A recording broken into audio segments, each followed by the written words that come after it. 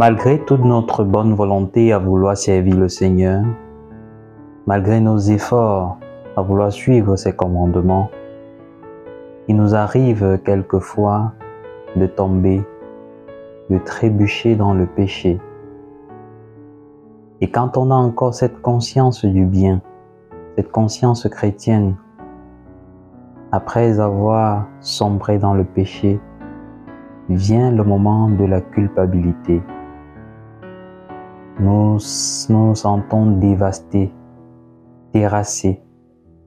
Que faire lorsqu'on est sous le poids de la culpabilité? Que dit la Bible à ce sujet? Bien-aimés dans le Seigneur, bienvenue dans cette nouvelle édition de Que dit la Bible?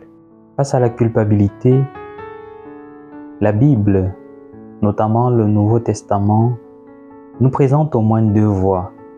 La première voie, c'est l'attitude de Judas.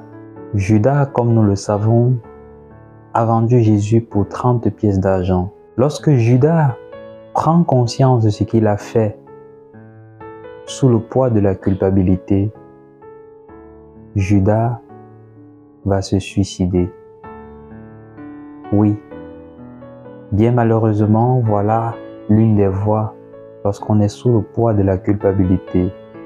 Cette autocensure, cette façon de nous juger nous-mêmes, de nous condamner nous-mêmes et de décider par nous-mêmes notre sort. De l'avis de beaucoup, la faute la plus grave de Judas n'a pas été de vendre le Christ, mais la faute la plus grave de Judas, c'est s'être donné la mort. Et de cette attitude de Judas, nous avons l'attitude de Simon-Pierre. Le jeudi saint, Simon-Pierre va avec beaucoup d'énergie dire à Jésus, vraiment si tous t'abandonnent ici, moi je ne peux pas t'abandonner. Et Jésus va dire à Simon, avant que le coq ne chante 3 fois, tu mourras régner. Et c'est bien ce qui va se passer. Pas 3 fois, Simon-Pierre va régner Jésus. Il y a dans le Nouveau Testament, notamment dans l'évangile de Jésus-Christ selon Saint Jean, cette belle image, ce beau dialogue que je vous invite surtout à parcourir entre Simon-Pierre et Jésus au bord de la mer de Tibériade. Jésus ressuscité apparaît aux disciples et ceux-ci qui étaient retournés à la pêche ne savent pas que c'est Jésus. Jusqu'au moment où Jésus leur ordonne de jeter le filet et ils vont prendre une quantité énorme de poissons. Alors l'évangéliste Jean nous dit, le disciple que Jésus aimait le plus dit à Simon-Pierre, c'est le Seigneur. Alors, ce qui nous intéresse ici, c'est l'attitude de Pierre et le dialogue qui va s'en suivre. Vous retrouvez ce passage dans Jean chapitre 21 à partir du verset 15 et suivant.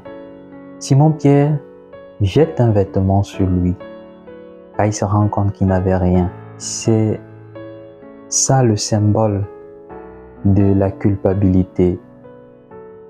Le péché nous met à nu. On se rappelle dans le livre de la Genèse, quand Adam et Ève vont manger le fruit défendu, ils ne seront pas des dieux comme leur avait promis le serpent, mais ils découvriront qu'ils sont nus. Le péché nous met à nu. Dans la culpabilité, nous faisons l'expérience de notre fragilité. Simon-Pierre donc jette le vêtement sur lui car il se rend compte qu'il est nu. Il se rend compte qu'il a péché. Il se rend compte qu'il est fautif. Et Jésus, c'est la belle image de ce passage. Jésus, dans ce dialogue avec Pierre, pose la question à Pierre, « Simon, m'aimes-tu » Et ceci pas 3 fois.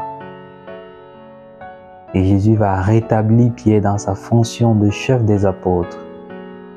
C'est beau, c'est magnifique.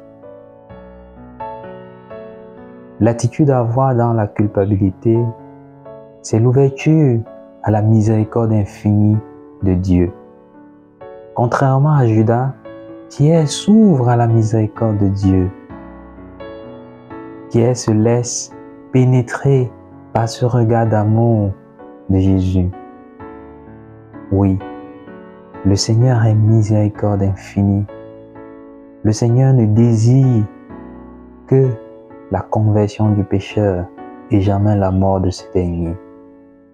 Dans la culpabilité, lorsque nous nous sentons écrasés, terrassés par la culpabilité, sachons toujours nous ouvrir à l'amour infini de Dieu, à l'amour de ce Dieu qui nous veut debout, à l'amour de ce Dieu qui est venu donner sa vie sur la croix afin que nous obtenions le salut.